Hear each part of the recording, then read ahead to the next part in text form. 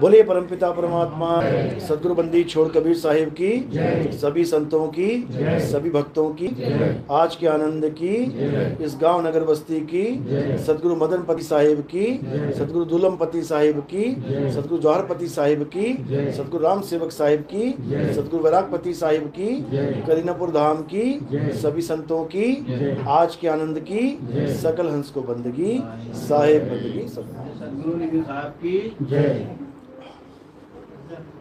तो आज पुणे में परमपिता परमात्मा के मूल ज्ञान का प्रचार होने जा रहा है। बहुत बड़े भाग होते हैं उन जीवों के जो अपने पूरे जीवन काल में एक बार भी इस मूल ज्ञान को सुन पाते हैं, और उससे भी बड़े भाग होते हैं उन जीवों के जो इस मूल ज्ञान को थोड़ा सा भी समझ पाते हैं। क्योंकि सुनना आसान है, घंटा 2 घंटा सुन के चले गए, लेकिन इस ज्ञान को समझना बहुत मुश्किल है। इस ज्ञान को समझने में बहुत ज़्यादा विवेक की ज़रूरत पड़ती है। आम आदमी आम सोच लेके अगर ये सत्संग सुनेगा तो उसको समझ में ही नहीं आएगा कि आखिर बात चल कहाँ रही है, आखिर सत्संग में बताया क्या जा रहा है। सारी उम्र भी सुन लेगा तब भी समझ में नहीं आएगा कि आखिर बताया क्या गया था, क्या करना है, क्या छोड़ना है, कुछ समझ में नहीं आएगा।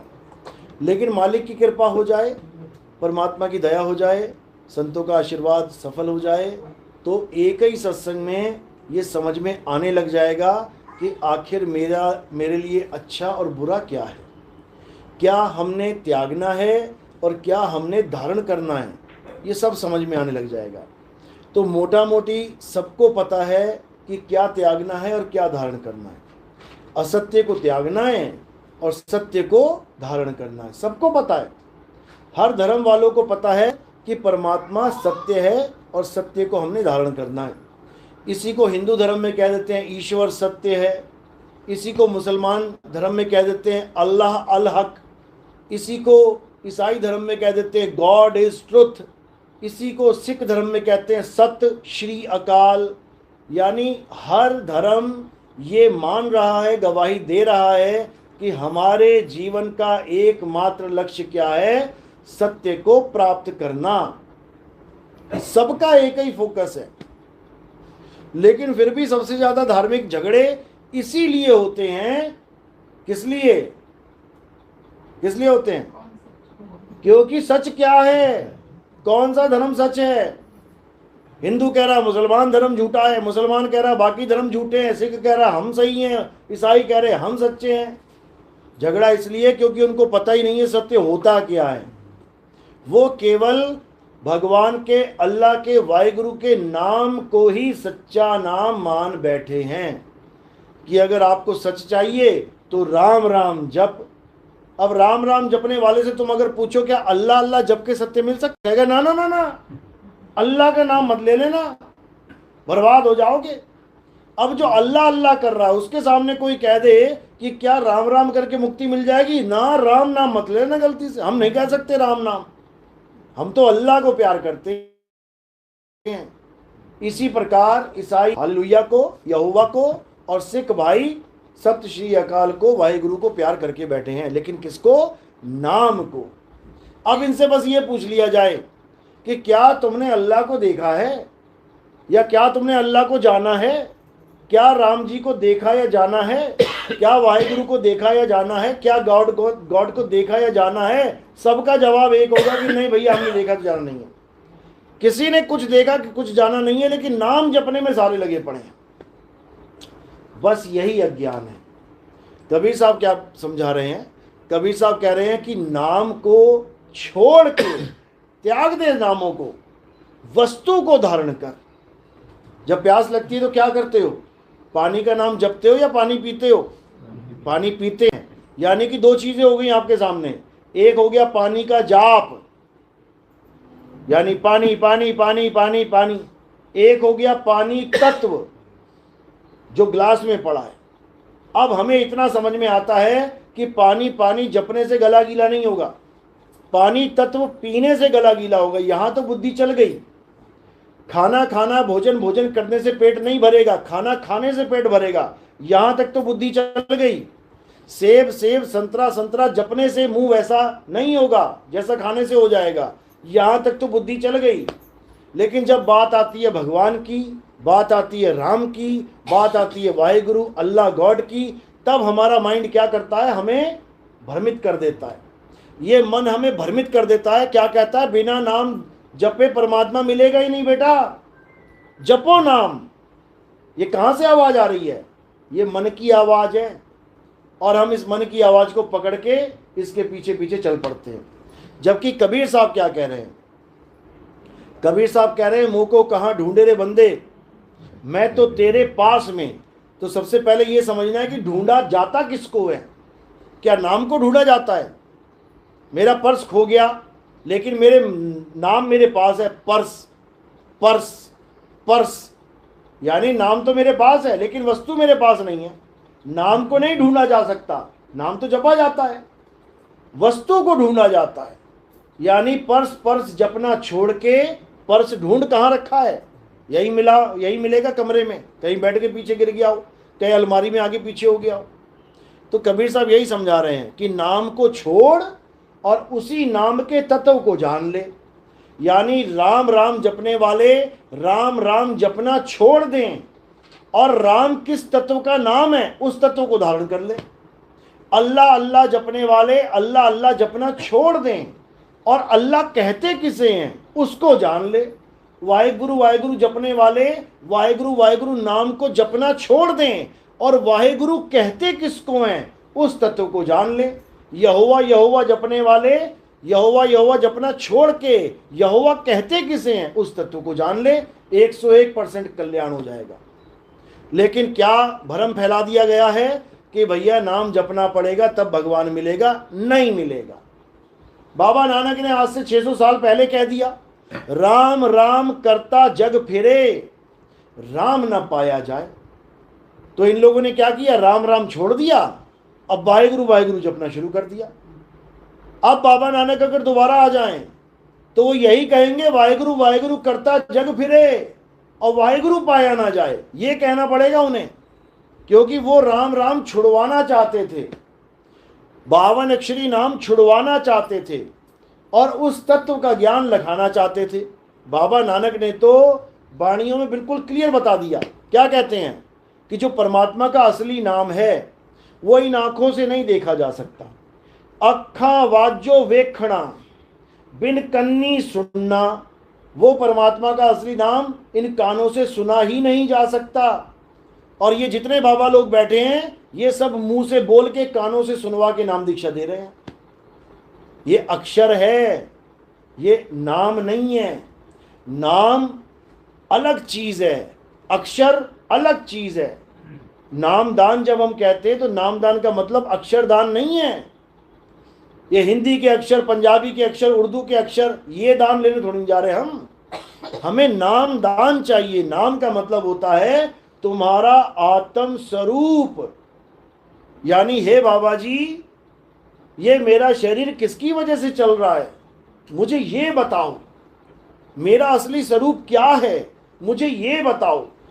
मुझे इस नकली काया स्वरूप को छोड़ के आत्म स्वरूप का दर्शन कैसे हो वो बताओ। उसको कहते हैं नाम दान। सिख भाई कहते भी हैं, दाना सिर दान नाम दान। यानी सबसे बड़ा दान क्या है, स्वरूप ज्ञान ही सबसे बड़ा दान है। यानी तुम्हें यह समझ में आ जाए कि तुम शरीर नहीं, तुम आत्मा हो, तब समझ लो कि तुम्हें नामदान हो गया। नामदान का मतलब ये नहीं कि किसी भगवान का नाम देना है तुम्हें।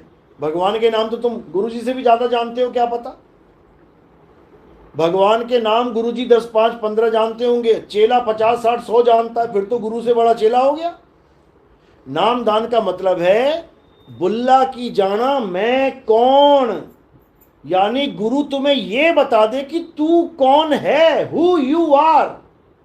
इसको कहते हैं नामदान।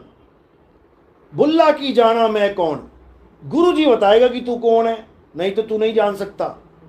इस प्रक्रिया को ही नाम दीक्षा कहते हैं। नामदान का मतलब है मुझे मेरा नाम गुरुजी दान में दे दें। एक नाम तो आपको दान में मिला हुआ है, कौन सा, आदमी या औरत का। अभी आपसे नाम पूछा जाए क्या नाम है, एक कहेगा सुधीर, एक कहेगी मीना, तो सुधीर नाम हो गया आदमियों वाला और मीना नाम हो गया औरतों वाला। ये किसने दिया तुम्हें नाम? रिश्तेदारों ने, माँ बाप ने, पंडित जी ने। ये भी फ्री में मिला है, नाम दान मिला है ये भी, लेकिन किसको मिला है? ये काया को मिला है। आदमी पैदा हो गया, उसका नाम रख दिया नानक। लड़की पैदा हो गई, उसका नाम रख दिया नानकी। भाई बहन थे ना नानक साहब और नानकी। तो लड़के का शरीर देखा तो रख दिया नानक, लड़की का शरीर देखा तो रख दिया नानकी। ये तो शरीरों का नाम हो गया, लेकिन आत्मा का क्या नाम है कोई नहीं जानता। इसलिए बाबा नानक ने भी वाणी में कहा, कहे नानक ये तेरी वडियाई, कोई नाम न जाने मेरा। मेरा कोई नाम नहीं जानता, मेरा नाम कौन जानता है? कहे नानक ये तेरी वडियाई है प्रभु, ये तेरी दया हो गई मुझ पे जो तुमने मुझे मेरा नाम दे दिया। नहीं तो मैं पता नहीं किस किस के नाम जप रहा था। तो जब हमें हमारा नाम मिल जाएगा, उस नाम को कहते हैं निज नाम।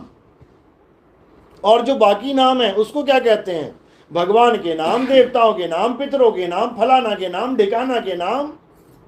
जब मुझे मेरा नाम मिल गया उसको कहते हैं निज नाम। तो कबीर साहब समझा रहे हैं वाणी में, 3 गुणों की भक्ति में ये भूल पड़ा संसार, और कहें कबीर निज नाम बिन कैसे लागे पार। कह रहे अगर तुझे कोई पार कर सकता है तो तेरा निज नाम ही पार कर सकता है। अगर तू किसी और का नाम जपने लग गया तो तू कभी जान ही नहीं पाएगा कि तू क्या है। और जब तक तू अपने आप को नहीं जान पाया, तू कभी परमात्मा को नहीं जानता। क्योंकि परमात्मा को जानने का एक ही तरीका है, क्या? खुद को जान ले। इसलिए संतों ने कहा self realisation is God realisation. लेकिन बात तो कर रहे हैं सेल्फ रियलाइजेशन की, कि खुद को जानना है, और नाम पवा रहे हैं अल्लाह वाहिगुरु गॉड के, नाम जपवा रहे हैं राधा कृष्ण हनुमान के। अरे मुझे मेरा नाम बता भाई कि मेरा क्या नाम है। तो जब हमें अपना नाम पता लग जाएगा तब हमें समझ में आ जाएगा कि परमात्मा है क्या। क्यों? क्योंकि जो तू सो हम, जैसा मैं हूं वैसा ही परमात्मा है तत्व ज्ञान में। ये काया तो मत समझ लेना कि ये तो काया बैठी है परमात्मा, ऐसा थोड़ी नहीं है। अरे ये काया मैं भी नहीं हूं, ये काया तो धारण की गई है कुछ सालों के लिए, उसके बाद केले के छिलके की तरफ फेंक के चले जाएंगे। यहां पे उठाते रहो, जलाते रहो, दफनाते रहो। तो क्या करना है? अब हमने निज नाम को जानना है। सारे नामों को त्याग दो। कोई किसी भी धर्म में है, उस धर्म में बोले जाने वाले सारे नाम त्याग दो, और क्या करो? उसको जानो जिसकी वजह से वो नाम बोले जा रहे हैं। मैंने बोला राम, किसकी वजह से? आत्मा की वजह से। मैंने बोला अल्लाह, किसकी वजह से? आत्मा की वजह से। मैंने बोला वाहे गुरु, किसकी वजह से? आत्मा की वजह से। मैंने कहा हालेलुया यहोवा, किसकी वजह से? आत्मा की वजह से। आत्मा की वजह से मैं अलग अलग नामों को बोल रहा हूं। तो जो बोले जा रहे हैं वो बड़े हैं, या जिसकी वजह से बोले जा रहे हैं वो बड़ा है? बस इतना समझना है। एक आदमी ने मूर्ति बनाई, बनने वाली मूर्ति बड़ी है या बनाने वाला आदमी बड़ा है? अरे मूर्ति आदमी नहीं बना सकती, आदमी 1000 मूर्तियां बना सकता है। तो कौन बड़ा है? आदमी बड़ा है। आदमी किसकी वजह से बना पा रहा है? आत्मा की वजह से। तो आदमी से भी बड़ी आत्मा है। हम आदमी की पूजा कर रहे हैं। राम जी का शरीर आदमी, कृष्ण जी का शरीर आदमी, शंकर जी का शरीर आदमी, हनुमान जी का शरीर आदमी। औरतों में ले लो, सीता जी का शरीर औरत, राधा जी का शरीर औरत, दुर्गा माता का शरीर औरत, काली माता का शरीर औरत। अब आदमी और औरत के शरीर से भी बड़ा कौन है? आत्मा। इसीलिए बोला गया है कि देवों का देव महादेव आत्मदेव, वो आत्मदेव है। गुरु ग्रंथ साहब में बोला गया है अगर पूजा करनी है तो किसकी करनी है? आत्मदेव पूजिए। पूजा के लिए केवल आत्मदेव है। बाकी सब उसके गुलाम हैं, लेकिन किसी को समझ में ही नहीं आ रहा, तो कैसे काम बनेगा? तो सत्य क्या है? हे अर्जुन, ये आत्मा ही सत्य है। अगर आत्मा सत्य है, फिर शरीर क्या है? झूठ है। झूठ है शरीर। किसका शरीर झूठ है? मेरा। सबका शरीर झूठ है। राम जी का शरीर, हनुमान जी का शरीर, कृष्ण जी का शरीर, शंकर जी का शरीर, सबके शरीरों को झूठ क्यों बोला गया है? क्योंकि ये बनते बिगड़ते हैं, ये पल पल बदलते हैं, ये सदा एक से नहीं रहते। अध्याय 2 16वां श्लोक 17वां श्लोक पढ़ो, क्या कह रहा है, यही समझा रहे हैं। यानी बदलने वाली चीज माया है, झूठ है। धीरे धीरे धीरे बड़े हो गए, झूठ है, असत्य है, शरीर है जो कभी पैदा नहीं हुआ, कभी बढ़ेगा नहीं, कभी घटेगा नहीं, कभी खत्म नहीं होगा। वो क्या है? आत्मा है। हे अर्जुन, ये आत्मा अपरिवर्तनशील है, ये आत्मा अजन्मा है, ये आत्मा शाश्वत है, ये आत्मा पुरातन है, ये आत्मा ही सत्य सनातन है। अध्याय 2 24वां श्लोक पढ़ लो। सब कुछ लिखा जा चुका है हमें समझाने के लिए, लेकिन हमें कोई बंदा मिल ही नहीं रहा है जो हमें समझा सके। हम सब कुछ पढ़ने के बाद भी पत्थर को पूज रहे हैं। जो पत्थर ना बोले, ना डोले, ना हिले, ना डुले, उसको भगवान मान लिया है। और जो बोल रहा है, डोल रहा है, हिल रहा है, डुल रहा है, खा रहा है, पीता, उसको भगत बना दिया। भगत हिल रहा है, डुल रहा है, खा रहा है, पी रहा है, और भगवान बेचारा स्टैच्यू बना बैठा है। बताओ, भला हद ही हो गई। भगत घर में है तो चोर चोरी करके नहीं ले जा सकता, और 10 भगवान घर में है तो चोर आता है, चोरी करके ले जाता है, भगवान आशीर्वाद दे रहा होता है, ले जा ले जा। एक बार भी नहीं कहता मेरे भगत का घर है यार, लड़की की शादी है, तू तिजोरी खाली कर रहा है, मेरा भगत क्या करेगा, आशीर्वाद दे रहा है, ले जा। बताओ, ऐसे भगवान नहीं थे हमारे, ये हमारे ऊपर थोप दिए गए हैं। जिसको कहते हैं अकल पे पत्थर पड़ जाना, यही पत्थर पड़े हैं हमारी अकल पे। इन्हीं पत्थरों को हटाना है और आत्मा को जगाना है, तब समझ में आएगा कि परमात्मा क्या चीज है। आत्मदेव को जानो, आत्मा के अलावा सब झूठ है। तो यही गीता में समझाया गया, यही गुरु ग्रंथ साहब में बोला गया, यही बाइबल में बताया गया। बाइबल में आत्मा को क्या बोल रहे हैं? Word. In the beginning there was word, word was with God and word was God. अब इनसे पूछो ये वर्ड क्या चीज है, तो ईसा मसीह को वर्ड बताते हैं ये लोग। ये महाज्ञान है। वर्ड का मतलब है शब्द स्वरूप, हमारा स्वरूप। यानी हम पहले परमात्मा ही थे, लेकिन सृष्टि में आने के कारण हम जीव कहला रहे हैं। और वापस जब हम परमात्मा में लीन हो जाएंगे, अपने असली स्वरूप को प्राप्त कर लेंगे, तो हम फिर से परमात्मा हो जाएंगे। यानी यही जीव फिर से जगदीश हो जाएगा। गरीबदास जी महाराज गवाही दे रहे हैं, कोटि तो ब्रह्मा भय, कोटि भय ईश, और साहिब तेरी बंदगी से ये जीव होए जगदीश। यानी समुद्र से वाष्पीकरण के द्वारा कुछ बूंदें आई उठ के, और पर्वत पे जाके बर्फ बन गई, बर्फ पिघली तो वो पानी बन गई, पानी से वो नदी बन गई। अब वही नदी जो समुद्र से अलग हो गई है, वही समुद्र में जाके समुद्र हो जाएगी। बस इतनी बात अगर समझ में आ गई तो ये काल का जाल टूट जाएगा, और अगर नहीं समझ में आई तो पत्थर पूजते पूजते जीवन बर्बाद हो जाएगा। बस इतनी सी बात समझ लो।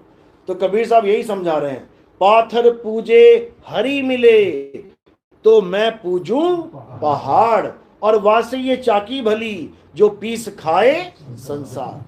यानी अगर पूजना ही है पत्थर, तो भाई ये चक्की वाला पत्थर पूज लो, क्योंकि भगवान जो पत्थर का है, उसके मंदिर के आगे केवल वो लोग खड़े मिलेंगे जो पत्थर को भगवान मानते हैं। कभी मुसलमान खड़ा नहीं मिलेगा तुम्हें, कभी मंदिर के बाहर ईसाई खड़ा नहीं मिलेगा, कभी तुम्हें कोई सरदार जी खड़ा नहीं मिलेगा मंदिर के बाहर। वो बात अलग है कि मिक्सचर भी हैं, नकली सरदार भी हैं यहाँ पे, असली सरदार नहीं खड़ा मिलेगा। तो उस पत्थर के आगे वही खड़े होंगे जो पत्थर को भगवान मानते हैं, जो हिंदू हैं। लेकिन गांव की चक्की का जो पत्थर है, उस पत्थर रूपी भगवान के आगे तुम देख लेना, हिंदू भी खड़ा है बोरा लेके, भैया ये गेहूं पीस देना। मुसलमान भी खड़ा, भैया पहले मेरा पीस देना। ईसाई भी और सिख भी खड़ा है, भैया पीस देना, आटा चाहिए घर में। और मशीन खराब हो गई, पत्थर खराब हो गया, तो चारों खड़े मिलेंगे वहां पे, इंतजार कर रहे होंगे पत्थर सही हो जाए। तो वो पत्थर सबके लिए भगवान है, क्योंकि उसका पीसा खा रहे हैं। तो कबीर साहब ने कहा ये पत्थर तो एक का भगवान है, ये सबका भगवान है, सबकी आंखें इससे खुल रही हैं। रोटी खा के आंखें खुलती हैं तो कैसे मिल रही है? पत्थर से मिल रही है। गेहूं पिस रहा है तो मिल रही है। तो कबीर साहब ने जब ये बोला तो कुछ हिंदुओं ने उनको ये मान लिया कि वो हिंदू धर्म के विरोधी हैं। उन्होंने ये मान लिया कि कबीर साहब तो हिंदू धर्म के विरोधी हैं, ये तो देवी देवताओं का खंडन करते हैं। लेकिन वही हिंदू भाई गीता उठा के देख लो, अध्याय 7 23वां श्लोक पढ़ लो, 21, 22, 23, 24 सारे पढ़ लेना। क्या बोला है वहां पे? हे अर्जुन, जो देवी देवताओं की पूजा करते हैं, जो उनसे प्राप्त होने वाले क्षणिक फलों को कुछ समय के लिए बड़ा मानते हैं, वो सब अल्प बुद्धि जीव हैं, छोटी अकल के लोग हैं वो।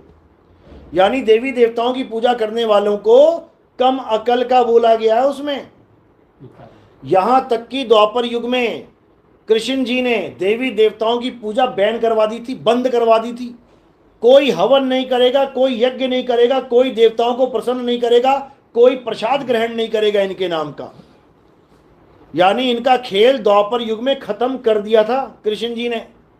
फिर क्या हुआ? देवता रुष्ट हो गए, देवताओं का राजा आ गया गुस्सा होके, कहता मैं पानी पानी कर दूंगा हर जगह, ऐसी बारिश करूंगा सब मर जाएंगे। कृष्ण जी ने कहा करके देख ले भाई।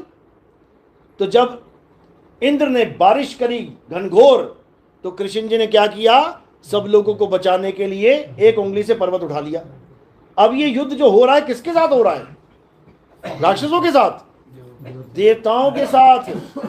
यानी कृष्ण जी ने हमें देवताओं से बचाया, देवताओं की पूजा ना करने की बात करी।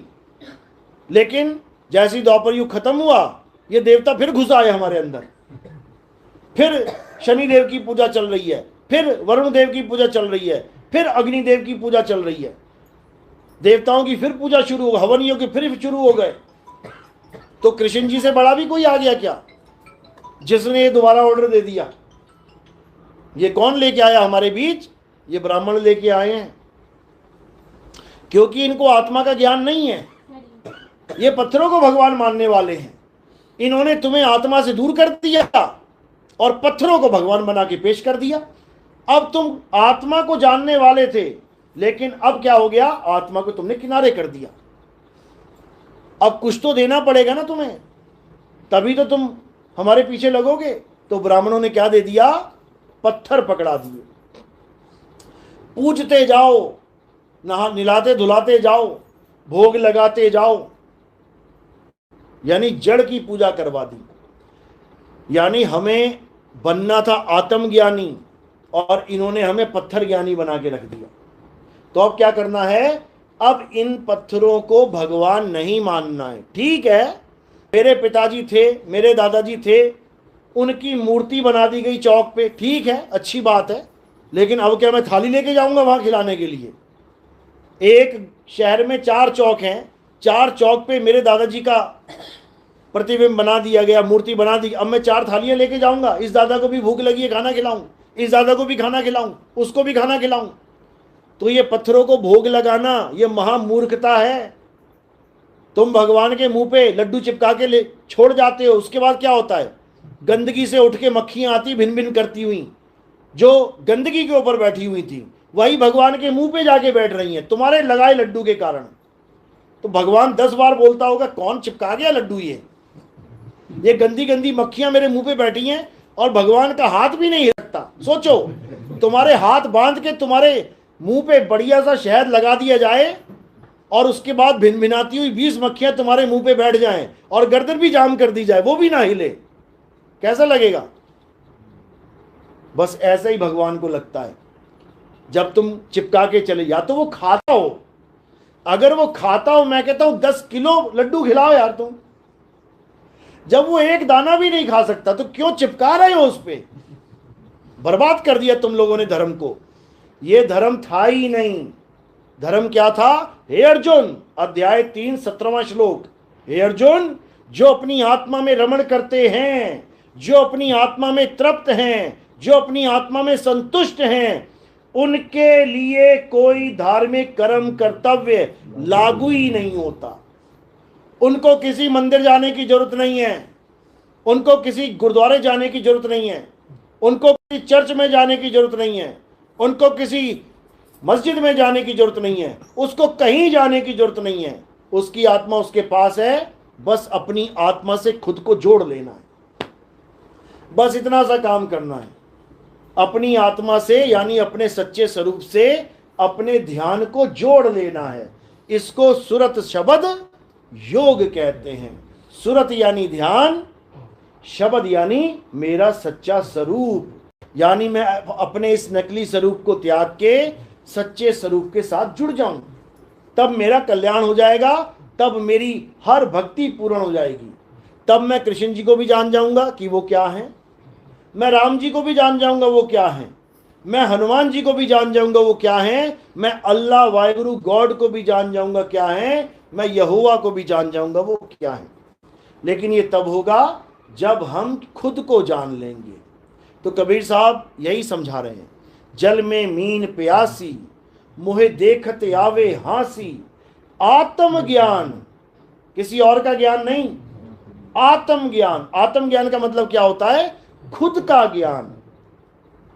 यानी कि जहां भी जिस भी शब्द के आगे आत्म जुड़ गया तो सारी दुनिया से तुम डिस्कनेक्ट हो जाते हो। और किससे कनेक्ट हो जाते हो? खुद से। जैसे मैं अभी आपको कहूं कि कोई कथा लिखो, तो तुम किसी की भी कथा लिख सकते हो पूरी दुनिया में, जो भी तुम्हें अच्छा लग रहा है लिख दो। लेकिन अगर मैं कहूं आत्म कथा लिखो, तो किसकी लिखोगे? खुद की। अब कथा के आगे जैसे ही आत्म शब्द जुड़ गया तो किसकी कथा हो गई? मेरी कथा हो गई। अब मैं तुम्हें कहूं कि हत्या कर दो, तो तुम किसी की भी हत्या कर दो। और मैं कहूं आत्म हत्या करो, तब किसकी करोगे?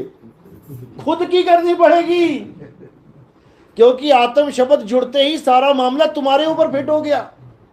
अब मैं कह रहा हूं रक्षा करो, तो किसी की भी रक्षा कर लो।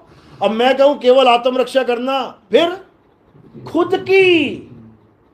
मैं कह रहा हूं निर्भर हो जाओ, कोई बाप पे हो गया, कोई माँ पे हो गया, कोई पड़ोसी पे हो गया। मैं कह रहा हूं आत्मनिर्भर हो जाओ, तो किस पे निर्भर हो गए? खुद पे। इसी प्रकार ज्ञान, सारी दुनिया में ज्ञान ही ज्ञान है। राम जी का नाम जप लो, श्याम जी का नाम जप लो, हनुमान जी का नाम जप लो, ये पराया ज्ञान है। अल्लाह का नाम जप लो, वाहिगुरु का नाम जप लो, गॉड का नाम जप लो, पराया ज्ञान है। और जब मैं कहता हूं आत्मज्ञान, तो किसका ज्ञान चाहिए? खुद का। मुझे खुद का ज्ञान चाहिए। आत्म ज्ञान बिना नर भटके, यानी दूसरों का ज्ञान प्राप्त करोगे तो भटकना पड़ेगा। अभी मुझे बालाजी का ज्ञान प्राप्त करना है तो कहां जाना पड़ेगा? बालाजी जाना पड़ेगा मुझे मंदिर में। मुझे केदारनाथ जी का ज्ञान प्राप्त करना है, कहां जाना पड़ेगा? केदारनाथ जाना पड़ेगा। फिर पानी के साथ बहता हुआ आऊंगा मजे से। आए थे हजारों लोग बहते हुए, गए तो थे चल के और आए बह के, गए थे जिंदा आए मुर्दा। तो भैया ऐसा ज्ञान थोड़ी नहीं प्राप्त करना है, हमें आत्म ज्ञान प्राप्त करना है। यानी ना कहीं आना और ना कहीं जाना, आपे में आप समाना, इसको कहते हैं आत्म ज्ञान। इसी ज्ञान की कमी के कारण हिंदू भटक रहा है, मुसलमान भटक रहा है, सिख भटक रहा है, ईसाई भटक रहा है, सब भटक रहे हैं। और ये भटकना कब खत्म होगी? जब हिंदू आत्मा को जानेगा, मुसलमान आत्मा को जानेगा, सिख आत्मा को जानेगा, ईसाई आत्मा को जानेगा, और ये देश आत्मज्ञानी हो जाएगा। तब समझना कि भारत विश्व गुरु बनेगा। अगर राम जी का झंडा उठा लिया और श्याम जी का झंडा उठा लिया, हनुमान जी का झंडा उठा लिया, अल्लाह वाहिगुरु का झंडा उठा लिया, तो लड़ मर जाओगे आपस में। गृह युद्ध छिड़ जाएंगे, लठ बज जाएंगे, गोलियां चल जाएंगी, चलती आ रही हैं। अभी हरियाणा में दंगे हुए, महाराष्ट्र में दंगे हुए, यूपी में दंगे हुए, किसके लिए? भगवान के लिए। बताओ। और भगवान इतना बेशरम है, दंगा रोकने भी नहीं आ रहा। इतना बेशरम भगवान है कि वो देख भी रहा है कि मेरे नाम पे लड़ रहे हैं मेरे बच्चे। ना राम प्रकट हो रहा है, ना हनुमान प्रकट हो रहा है, ना अल्लाह प्रकट हो रहा है। कौन प्रकट हो रहा है वहां पे? एम्बुलेंस आती है, प्रकट हो रही है, चलो जी हॉस्पिटल लेके चले इसे। बताओ, कमाल हो गई। अरे मेरे नाम के लिए अगर कोई लड़ता है तो मेरा फर्ज बनता है कि मैं इसकी पूरी रक्षा करूं। अगर भारत के नाम पे एक फौजी खड़ा है तो देश का फर्ज बनता है, भारत का फर्ज बनता है, इसको बुलेट प्रूफ जैकेट भी देनी है, इसको बंदूक भी देनी है, इसको राइफल भी देनी है, इसको दूरबीन भी देनी है, सर्दी गर्मी के कपड़े भी देने हैं, क्योंकि भारत के लिए वो फौजी लड़ रहा है। लेकिन यहां राम के लिए राम का दूत लड़ रहा है, अल्लाह के लिए अल्लाह का बंदा लड़ रहा है। ना राम को टेंशन ना अल्लाह को टेंशन, मरो लड़ो कटो। तो भैया ऐसा भगवान नहीं चाहिए हमें, ऐसा भगवान नहीं चाहिए जो हमारे लिए आ ही नहीं रहा है। बड़ी बड़ी कहानियां सुना रहे हो, अल्लाह ने ऐसा कर दिया वैसा कर दिया। वो इजराइल ने अल्लाह वालों का जीना हराम कर रखा है। बताओ, अकेला ही सब पे भारी पड़ रहा है। कहानियां सुना सुना के तुम धर्म बढ़ा रहे हो, तुम्हारा धर्म छोटा वो कर रहा है। तो समझो बात को, आत्मज्ञान ही सबसे बड़ा ज्ञान है। अल्लाह अल हक यानी खुदा सत्य है। तो मैं क्या करूं, क्या करूं मैं अगर खुदा सत्य है? अगर लड्डू मीठा है तो मैं क्या करूं, क्या करूं मैं लड्डू मीठा है तो? अरे खा उसे, और क्या करना है। तो लड्डू मीठा है तो सबको समझ में आ रहा है, लेकिन खा कोई नहीं रहा है। दिक्कत ये है। तो क्या करना है? अल्लाह अल हक को जानना है। और जैसे ही मैं लड्डू खाऊंगा तो मेरा मुंह कितना मीठा हो जाएगा? जितना वो लड्डू मीठा है। यानी अगर मैंने अल्लाह को पा लिया तो क्या हो जाएगा? हम ही अल्लाह हो जाएंगे। लेकिन अल्लाह को वो मत समझ लेना कि कोई अल्लाह कोई बहुत बड़ी वो अलग हस्ती है। जिसने अल्लाह को पाया उसने क्या बोला? पहले वो कहता था अल्लाह अल हक, और जिसने अल्लाह को पाया वो क्या बोला? अनल हक। दोनों में एक समानता है। अल्लाह सत्य है, मैं सत्य हूं। देखने में लग रहा है अलग अलग है, लेकिन समानता क्या है? जैसे गंगा नदी समुद्र को पा ले तो क्या हो जाएगा? समुद्र हो जाएगी। अब पाया नहीं और कह रही है कि मैं समुद्र हूं तो झूठी पड़ जाएगी। यानी जिन्होंने कहा अनल हक, उन्होंने अल्लाह को पाके कहा अनल हक। और अगर तुम बिना अल्लाह को पाए कह दोगे अनल हक तो तुम दोषी हो जाओगे। समझ लो, हमारे हिंदुओं में भी लोगों ने कहा मैं ब्रह्म को प्राप्त करना चाहता हूं, मैं ब्रह्म को प्राप्त, और जब ब्रह्म को प्राप्त किया तो क्या कह रहे हैं? अहम ब्रह्मस्मि, मैं ही ब्रह्म हूं। तो ये वो बोलेगा जिसने ब्रह्म को पाया। लेकिन आज जो नहीं भी प्राप्त करके बैठा है, जिसको एबीसीडी भी नहीं पता ब्रह्म की, वो कह रहा है अहम ब्रह्मस्मि, दोषी हो जाएगा। तो इसी को समझना है। ईसा मसीह ने भी कहा था I am son of God, यानी मैं भगवान का पुत्र हूं।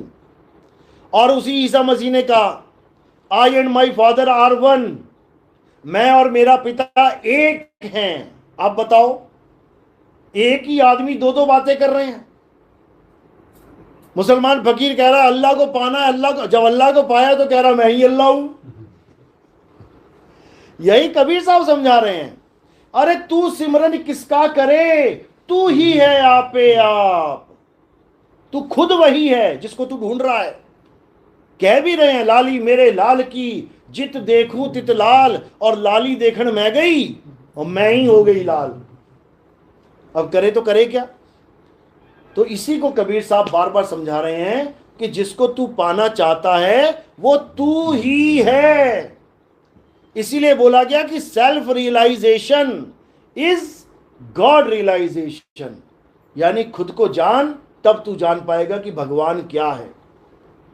यानी एक ही तार में हजारों बल्ब लगे हुए हैं, सब जल रहे हैं, तो करंट सब में है। सब में क्या करना है? अपने अपने करंट को जान लेना है। सब में विराजमान है। साहिब समझा रहे हैं ना, घट घट मेरा साइया सुनी सेज न कोई, और बलिहारी व घट की जा घट प्रगट होए। यानी परमात्मा सब में विराजमान है।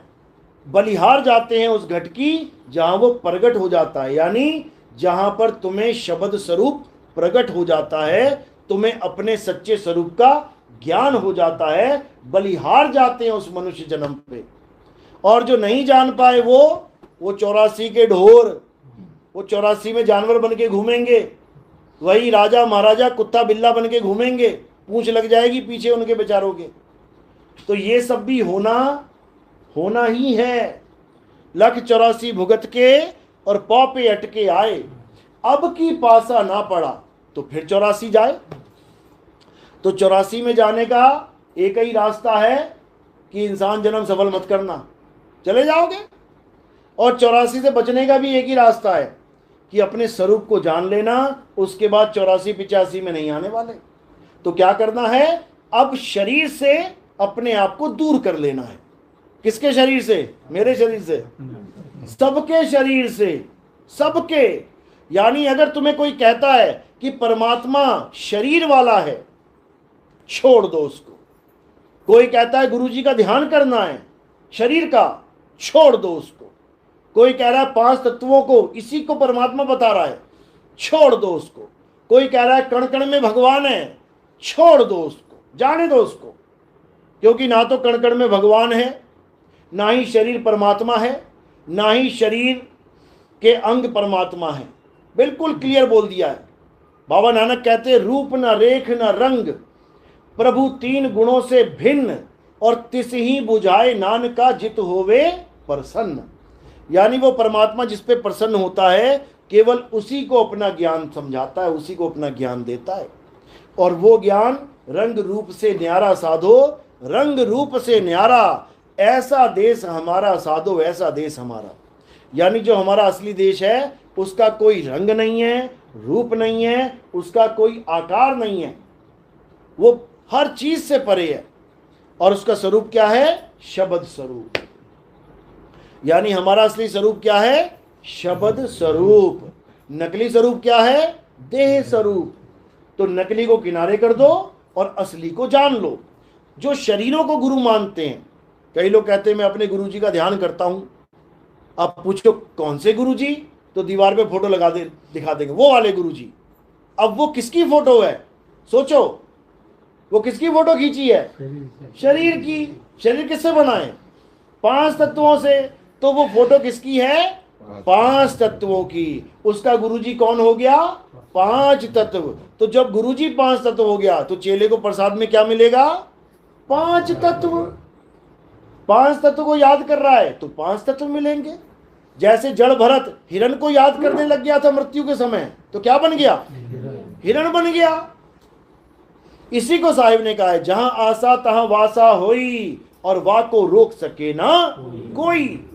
तो तुमने किसी शरीर का ध्यान नहीं करना है, तुमने ये आस नहीं लगानी है कि कोई बाबा जी आएंगे मुझे लेके जाएंगे। इस भ्रम से बिल्कुल बाहर निकल जाना। अगर तुमने बाबा जी का वेट कर लिया अंत समय में, तो पक्का काल भगवान के मुंह में जाना पड़ेगा। क्योंकि बाबा जी नहीं आएंगे, बाबा जी फॉरेन ट्रिप पे हैं, घूम रहे हैं मस्ती में। कौन आएगा लेने? काल भगवान आएगा लेने। क्योंकि काल भगवान के पास जो सिद्धि है वो किसी का भी रूप धारण कर सकता है। अरे वो कबीर साहब का रूप धारण करके आ गया इंदुमती के सामने। ये तो शुक्र मनाओ, कबीर साहब ने इंदुमती को बता दिया था कि काल मेरा रूप लेके आएगा। लेकिन याद रखना कि मैं शरीर नहीं हूं, वो मैं नहीं हूं, वो काल है। तो इंदुमती को लेने आया, चलो बेटिया टाइम हो गया है तुम्हारा, तुम्हें ले चलते हैं सतलोक। कहती रे दुष्ट वहीं खड़ा रहा, मुझे पता है तू काल है। तो कहते हैं उसके झापड़ मार के भाग गया वहां से। समझो, यानी अगर तुमने किसी भी गुरु का रूप धारण किया हुआ अगर कोई दिख गया तुम्हें सामने, तो वो काल ही है। किसी भी गुरु का ध्यान नहीं करना है, किसी भी गुरु की शक्ल का ध्यान नहीं करना है। हमारा गुरु शक्ल है ही नहीं, हमारा गुरु कौन है? शब्द है। शब्द गुरु सुरत धुन चेला। तो इसलिए अब किसी बाबा जी के चक्कर में नहीं पड़ना कि बाबा जी का वेट करो। अरे तुम समर्थ हो, तुम आत्मा हो, तुम्हें किसी बाबा जी की जरूरत नहीं है, तुम्हें केवल एक मार्गदर्शक की जरूरत है, तुम्हें रास्ता बताने वाले की जरूरत है। चिड़िया ने अपने बच्चे को उड़ना सिखा दिया। अब जब शिकारी आया और गुलेल से उसे मारने लगा, अब चिड़िया सामने देख रही है कि पत्थर आ रहा है, अब वो क्या करेगी? अब पिताजी का ध्यान करेगी, माताजी का ध्यान करेगी कि माताजी आओ मुझे लेके जाओ, पिताजी आओ मुझे लेके जाओ। वो क्या करेगी? वो उसी वक्त उड़ारी मारेगी। क्यों मार पाई? क्योंकि पिताजी ने उसको हमेशा यही बोला, माताजी ने उसको हमेशा यही बोला कि बेटा मेरा इंतजार मत करना, ये तुझे भी पंख दे रखे हैं भगवान ने, इसको फैलाना और उड़ जाना। इसी को कबीर साहब ने समझाया है। एक डाल दो पंछी बैठे, एक गुरु एक चेला, गुरु की करनी गुरु भरेगा और चेले की करनी चेला, तो उड़ जा हंस अकेला। कर दिया ना अकेला। यानी जो गुरु अकेला कर दे, जो तुम्हें किसी के सहारे ना छोड़े, जो तुम्हें विहंगम चाल प्रदान कर दे। विहंगम चाल चिड़िया की चाल को ही कहते हैं। चिड़िया कभी किसी पे आस नहीं लगाती, अपने पंखों के सहारे उड़ती है। इसी प्रकार पूर्ण संत किसी आधार की भक्ति नहीं देते। चींटी की चाल, मकड़ी की चाल, मछली की चाल, ये सब आधार की भक्तियां हैं। चींटी चलती है दीवार के आधार पे, मकड़ी चलती है जाल के आधार पे, मछली चलती है पानी के आधार पे, लेकिन पक्षी अपने आप उड़ता है, वो किसी का आधार नहीं लेता। इसी को पूर्ण संत की चाल कहते हैं। कबीर साहब समझा रहे हैं, कर नैनो दीदार महल में प्यारा है। आखिर की लाइनें पढ़ो। सतलोक का वर्णन किया है, सतलोक में सतपुरुष विराजे। आगे अलख लोक का वर्णन किया है, अलख लोक में अलख पुरुष विराजे। आगे अगम लोक का वर्णन किया है, अगम लोक में अगम पुरुष विराजे। आगे अनामी लोक का वर्णन किया, अनामी में अनामी पुरुष बैठा हुआ। सारा वर्णन करने के बाद क्या किया? काटा मार दिया। छोड़ दो इनको, छोड़ दो इस सतलोक को, छोड़ दो इस अलख लोक, अगम लोक, अनामी लोक को। मना कर दिया कि ये सब दर्शन हो भी जाएं तब भी त्याग दो इनको। क्यों? अरे आदि माया कीनी चतुराई, ये झूठी बाजी पिंड दिखाई, अवगति रचना रची अंडमाही, ताका प्रतिबिंब डाला है। ये सब माया का जाल है, इसको त्याग दो और क्या करो? शब्द विहंगम चाल हमारी, कहे कबीर सतगुरुदेव तारी। तारी यानी चाबी। खुले कपाट शब्द जनकारी, और पिंड यंड के पार सो देश हमारा है। कर नैनो दीदार महल में प्यारा है। यानी अब क्या करना है? अब हमें उस शब्द गुरु को जानना है। शब्द झनकारी का मतलब है वो परमपिता परमात्मा जो उस गुप्त द्वार के परे विराजमान है, वो हमारा इंतजार कर रहा है कि मेरा बच्चा मेरी तरफ ध्यान तो करे, उठा तो मैं खुद ही लूंगा। वो लोहा चुंबक के नीचे आए तो सही, उठा तो मैं खुद ही लूंगा, लेकिन लोहा चुंबक से 1000 किलोमीटर दूर भागा हुआ है, नहीं पहुंच पा रहा है वहां तक। तो गुरु का क्या काम है? अब उस लोहे को उस चुंबक के नीचे लेके आना गुरु का काम है। इसको मार्गदर्शन कहते हैं। तो जब चुंबक के नीचे लोहा आ जाएगा तब क्या होगा? तो कबीर साहब समझा रहे हैं, अरे लोह चुंबक की प्रीत लोह को लेत उठाए, ऐसा शब्द कबीर का काल से लेत छुड़ाए। यानी फिर तुम्हें काल से छुड़वा लेंगे, दोबारा काल के जाल में आने की जरूरत नहीं पड़ेगी। लेकिन कब? जब तुम सही मार्ग पर चलोगे। यानी तुम्हें सारे नाम छोड़ने पड़ेंगे। ज्योत निरंजन ओंकार रारंकार सो हंग सत नाम छोड़ दो। सतपुरुष अकाल मूर्त शब्द स्वरूपी राम छोड़ दो। राम राम अल्लाह अल्लाह वाहिगुरु वाहिगुरु गॉड गॉड छोड़ दो। हर प्रकार का जप तप पूजा पाठ हवन यज्ञ छोड़ दो। हर प्रकार का जितना भी आडंबर तुम कर रहे हो छोड़ दो। ये गंगा स्नान जमुना स्नान, ये तुम परिक्रमाएं कर रहे हो, कोई तुम कांवड़ लेके जा रहे हो, कोई तुम केदारनाथ की यात्रा पे जा रहे हो, कोई तुम मक्का मदीना जा रहे हो, कोई तुम इटली रोम जा रहे हो, सब छोड़ दो। और क्या करो? हे अर्जुन, जो जीते जी अपनी आत्मा में स्थित हो जाता है वो स्थित प्रज्ञ कहलाता है। बस तुमने क्या करना है? अपनी आत्मा में स्थित हो जाना है। यानी इस सूरत को जो भटक रही है इसको निरत कर देना है। और जैसे तुम इसको निरत करोगे तो तुम्हें शब्द का आभास हो जाएगा, तुम्हें शब्द का भेद समझ में आ जाएगा, तुम्हें शब्द का अनुभव हो जाएगा। और जब एक बार तुम्हें अनुभव हो गया उसके बाद तुम कभी अज्ञान को प्राप्त नहीं कर सकते। समझ लेना अच्छे से। इसी का जिक्र गीता में क्या बताया गया? हे अर्जुन, अगर तुम सत्य को प्राप्त करना चाहते हो तो कहां जाओ? अध्याय 4 34वां श्लोक। ये नहीं बोला राधे राधे करने चले जाओ वृंदावन में, ये नहीं बोला राम राम करने चले जाओ अयोध्या में, ये नहीं बोला ओम नमः शिवाय करने चले जाओ काशी में, बिल्कुल नहीं। क्या बोला? तुम ऐसे तत्वदर्शी संत की शरण में जाओ। तत्वदर्शी संत क्या होता है? इसका मतलब नाम जपने वाला नहीं होता कि राधे राधे राधे कर लिया तत्वदर्शी संत बन गए, या ओम कलियम हरियम शरियम जपने लग गए तो तत्वदर्शी संत बन गए, बिल्कुल नहीं। तत्वदर्शी संत का मतलब होता है जो दोनों प्रकार के तत्वों का ज्ञान रखता है। कौन कौन से तत्व? एक असत्य है और एक सत्य है, बस। क्योंकि दो ही प्रकार के तत्व हैं। असत्य से तुम्हें छुड़वा देता है और सत्य से तुम्हें जोड़ देता है। हे अर्जुन, एक बार सत्य प्राप्त हो जाने पर तुम कभी अज्ञान को प्राप्त नहीं होते। अध्याय 4 35वां श्लोक पढ़ लो। लेकिन सत्य है क्या? यह मंत्र जपना सत्य थोड़ी नहीं है कि तू 8 लाख बार मंत्र जप ले, 8 करोड़ बार मंत्र जप, तेरा जन्म बीत जाएगा। मंत्र जपते जपते सत्य तब भी नहीं मिलेगा, क्योंकि सत्य मंत्र है ही नहीं। तंत्र मंत्र सब झूठ है, इनमें ना भर में कोई, और सार शब्द जाने बिना कागा हंस ना होए। कबीर साहब कहते हैं ये मंत्र तंत्र सब झूठ है, छोड़ दे इसको।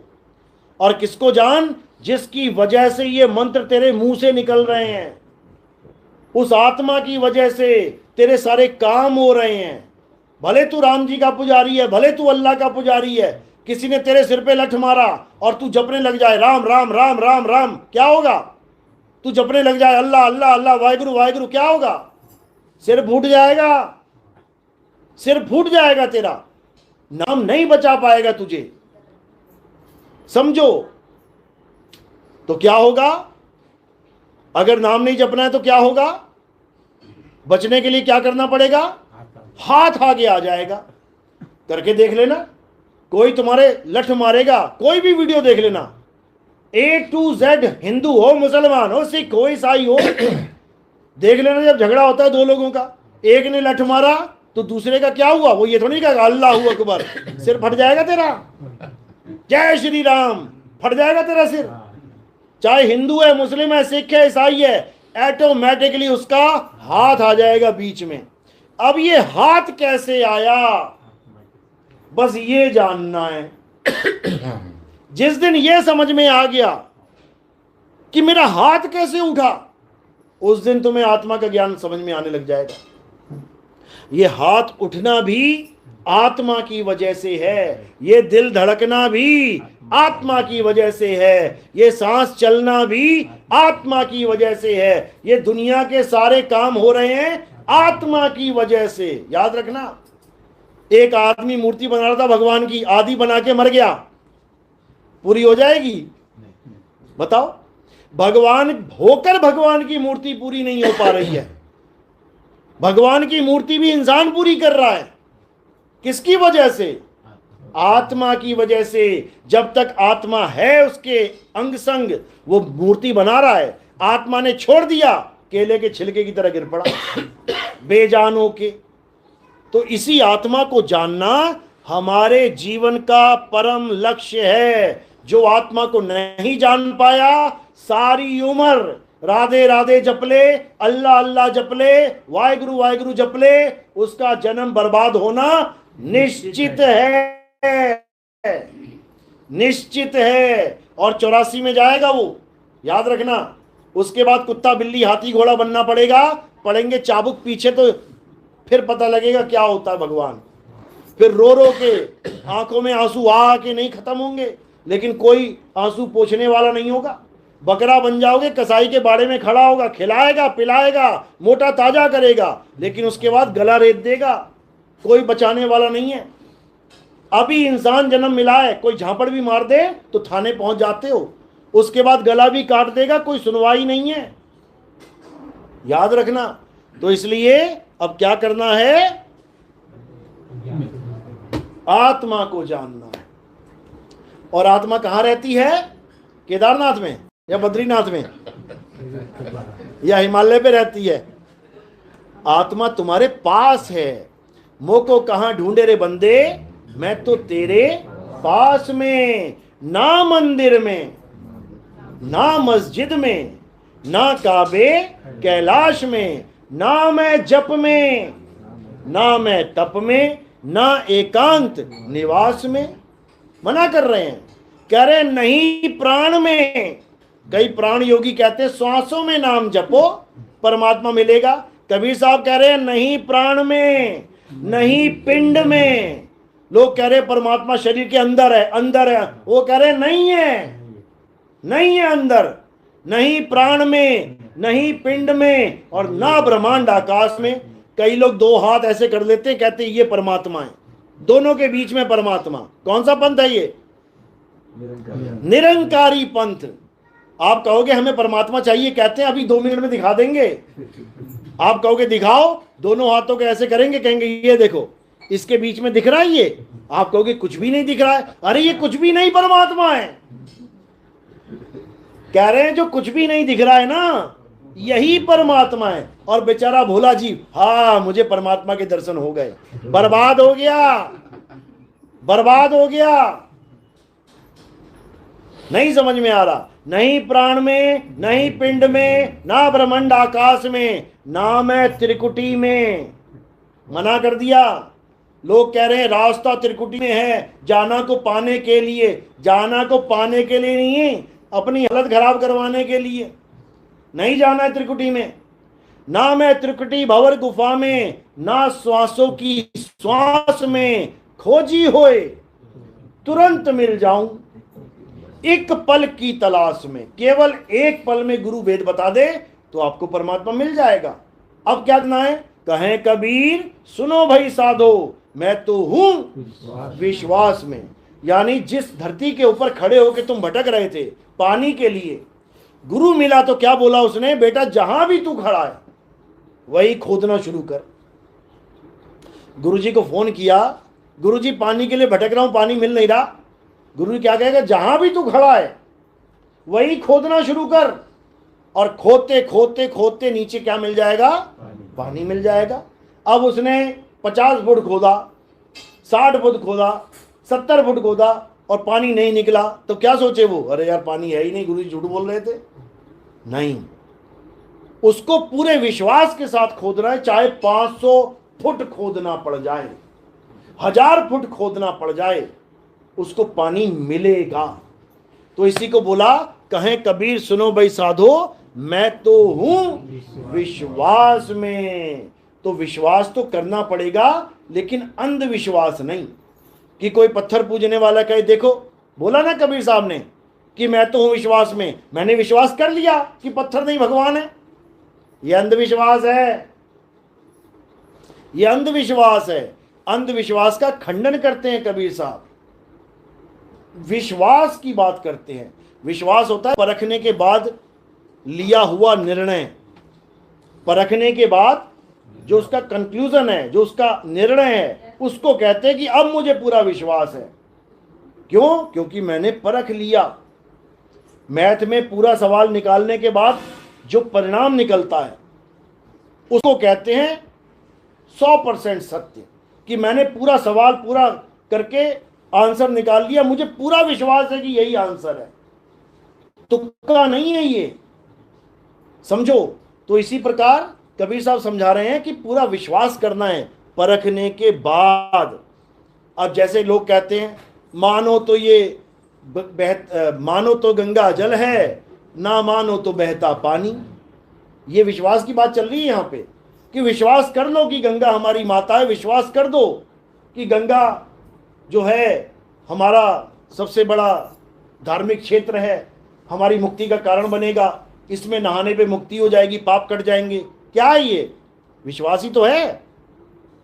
मैं कहता हूं ठीक है, अभी निर्णय कर लेते हैं इसका, परख भी तो लो ना भाई। आग में हाथ डाल के हाथ जलेगा, ये विश्वास है या सत्य है? सत्य है ना। भले तुम्हें विश्वास ना हो कि इसमें डाल के हाथ जलेगा, डाल के देख ले, डाल के देख ले, तुझे खुद पता लग जाएगा ये सत्य है। बर्फ को पकड़ के क्या होगा? हाथ ठंडा होगा। ये केवल विश्वास है कि ये सत्य है? ये सत्य है, परखने के बाद ये सत्य है। अब गंगा जल से कर्म कट जाते हैं, ये विश्वास है कि सत्य है? ये विश्वास है। चलो परख लेते हैं। आग में हाथ डाल के परख लिया कि बात सच्ची है, आग से हाथ डल जाता है। बर्फ को छू के परख लिया कि बर्फ को छू के ठंडक अब मिल जाती है। गंगा में नहा के कर्म कटते हैं कि नहीं कटते हैं, परख लेते हैं। तुम 4 कत्ल कर, 4 छोड़ो, तुम 1 कत्ल करके आ जाओ, उसके बाद गंगा में डुबकी लगाओ, पुलिस तुम्हारे पीछे है, और जल्दी भाग के गंगा में डुबकी लगा के तुम बाहर आ जाओ और कहो कि मैंने गंगा जी में स्नान कर लिया, मेरे कर्म कट गए हैं। पुलिस वाले क्या कहेंगे? नहीं, थोड़े से बचे, आ जा, तुझे बताते कैसे काटते हैं। बाकी तो कट गए पिछले जन्म के, ये जन्म वाला बचा हुआ है, वो हम काट देते हैं, आ जा।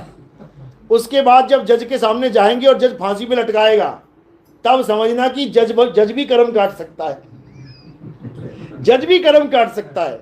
गंगा ने काटे कि नहीं काटे बात की बात, जज पूरे काट देगा, क्योंकि जज के पास हर कर्म का एक दंड है।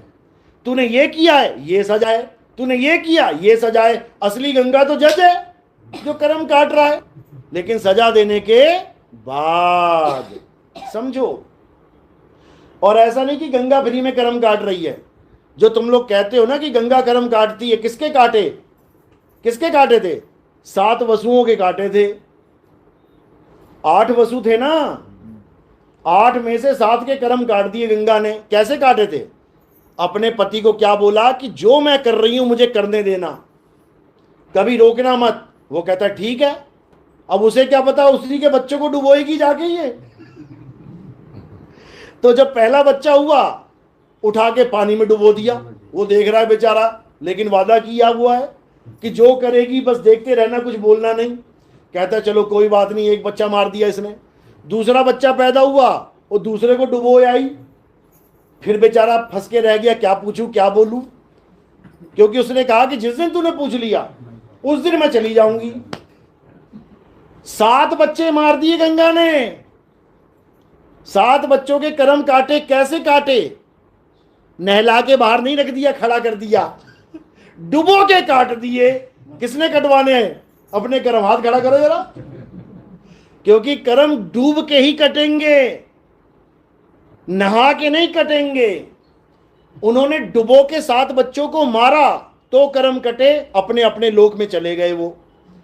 जब 8वां बच्चा मारने लगी, कौन था वो?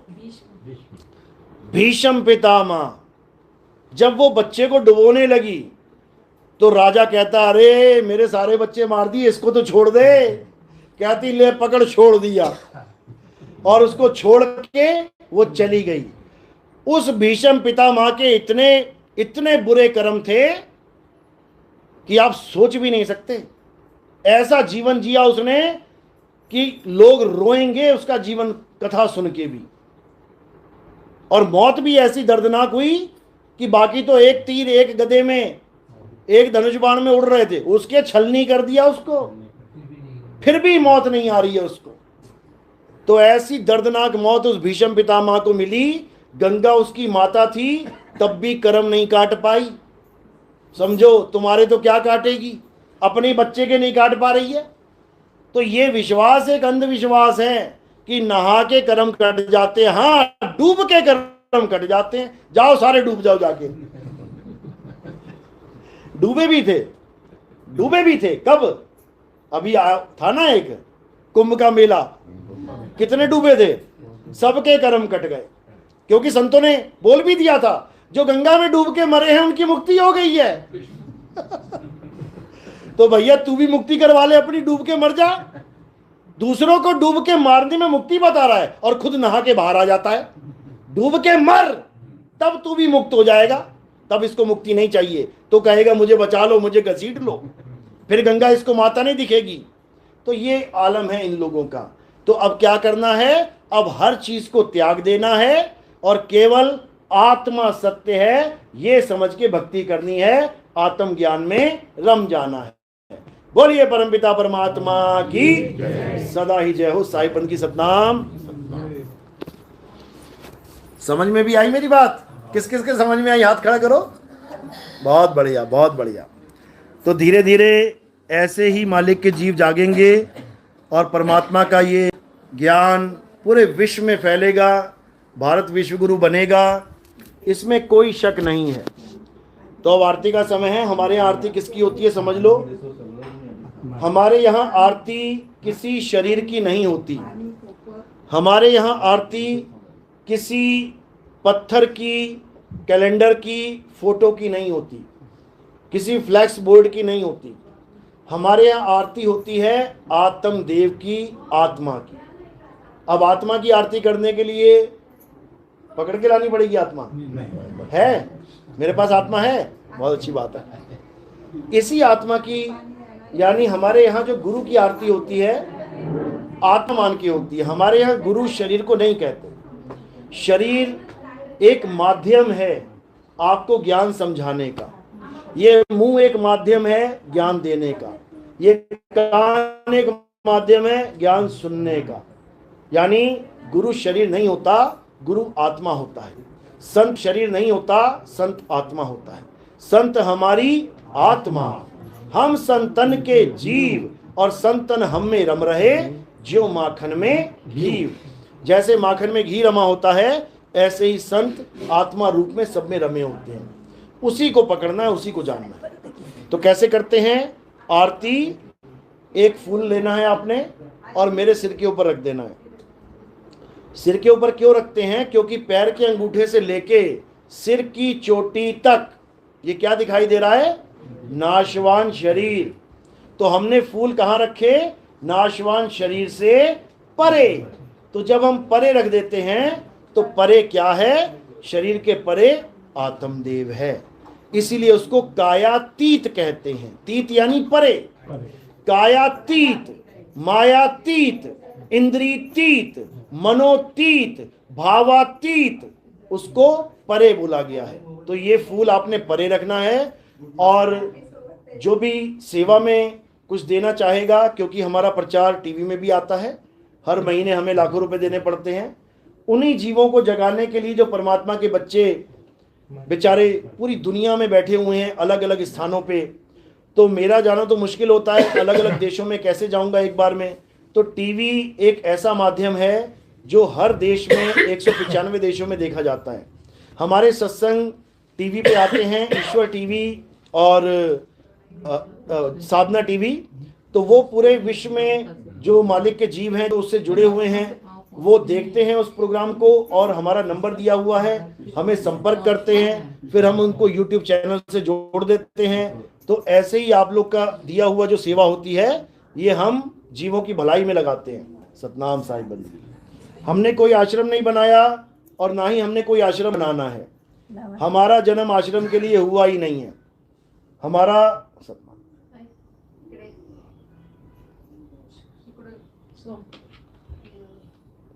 हमारे आने का लक्ष्य क्या है कि इस दुनिया में सत्य का प्रचार हो, सारी दुनिया एक हो, धर्मों के नाम पे झगड़े बंद हो, भ्रष्टाचार खत्म हो और कलयुग में सतयुग का आगमन हो। सतनाम साहिब।